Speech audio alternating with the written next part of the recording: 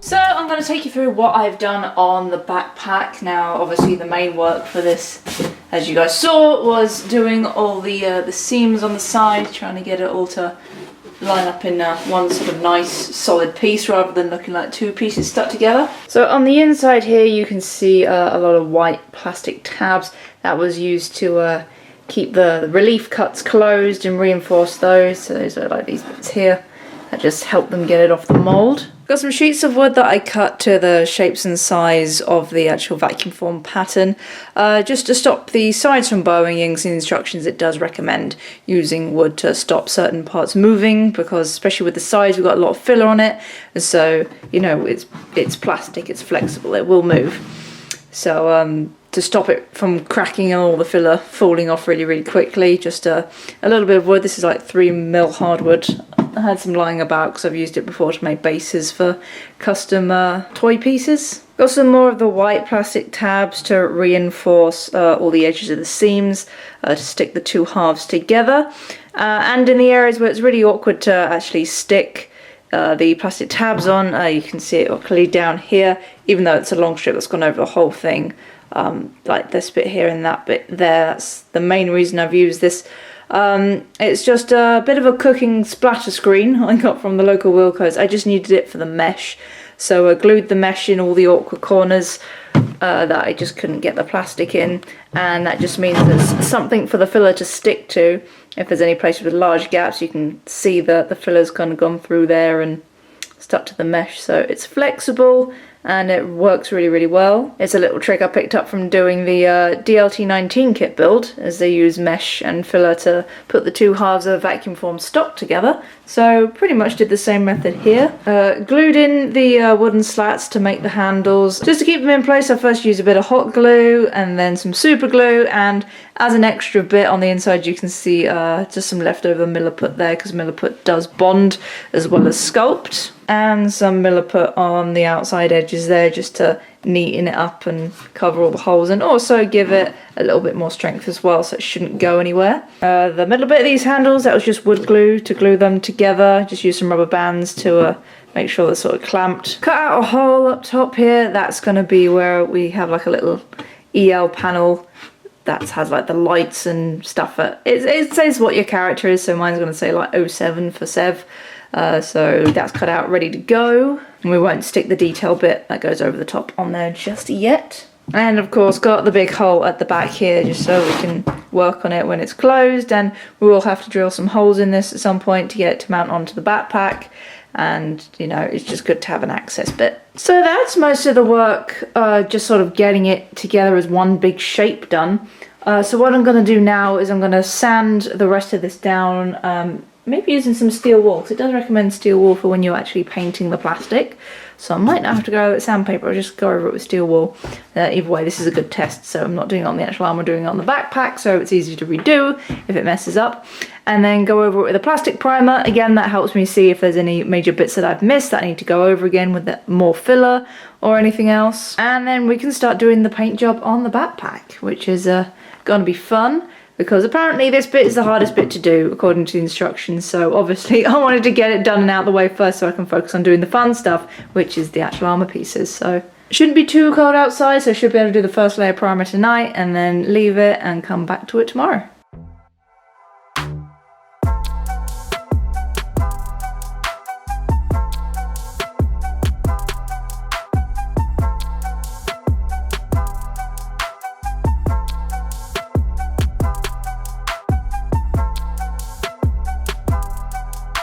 Right, so this is what we got so far now. So a few sort of layers of filler and primer, looking at it later. See, the paint's a bit rough, but we're just gonna go over this with just the white paint now. The seams have been filled in, so there's like tiny imperfections where they don't perfectly match up, but we have filled in most of it, so when we spray it, the seams should be pretty much invisible. It's a bit cold outside today, but the sun's out, so hopefully it won't be too bad for spraying this. So just warming up the paint in the sink, gonna quickly go out and spray this right and run back in, and then you guys can see it just all white, and hopefully all these seams and filler patches will have completely vanished. There we go, the backpack is now completely done in white. And the seams have pretty much gone, which is good. This bit's still drying a little bit, so just be careful of that. But now, instead of two awkward halves, we actually have one whole backpack piece. There's still a couple of tiny little imperfections on there, but with a good paint job, those can be hidden well. That's the thing that I always say is paint hides many sins. What we got to do now is stick this bit on, which is the little cover for where the LED panels go, which will stick underneath here. And then tape up this area, because we got to do like a section of sort of a dark grey, and then hand paint on the rest of the blood details, same as on the Sev helmet.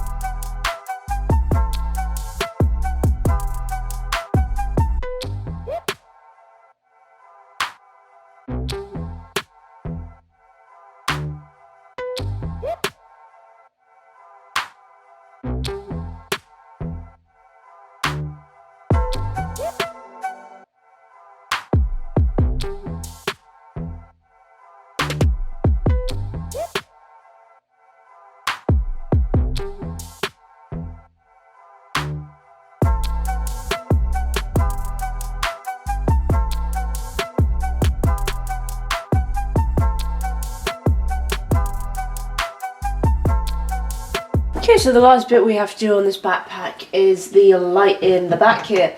Now to do that, what I've got is some of this, which is EL panel. The only size that I could get that wasn't sold out with a battery adapter was a circle one. So this is 10cm circle diameter EL panel. So it's basically like, it looks like a laminated piece of paper. The whole thing lights up. So you can just have it as a solid light, flashing, or strobe. So basically what I'm going to do is pretty much, I'm just going to tape it in the back here, so it does cover all of the inside. And then my good buddy Mole has gone and printed me off some stickers. He did print me off a reverse side of it, just in case I want to stick some on the inside, but I'll just be using this one to go over the top of the EL panel. I just sent him a picture of what Wicked Armour I've already done, and so he replicated that for me. So it's just a nice clean design. If you want any custom stickers or stuff, go check him out at Vinyl Madness. I'll leave the link down in the description below. So I'm just going to stick that over the top of the EL panel, tape that in the back. Just going to get some Velcro for this, and then the backpack is complete.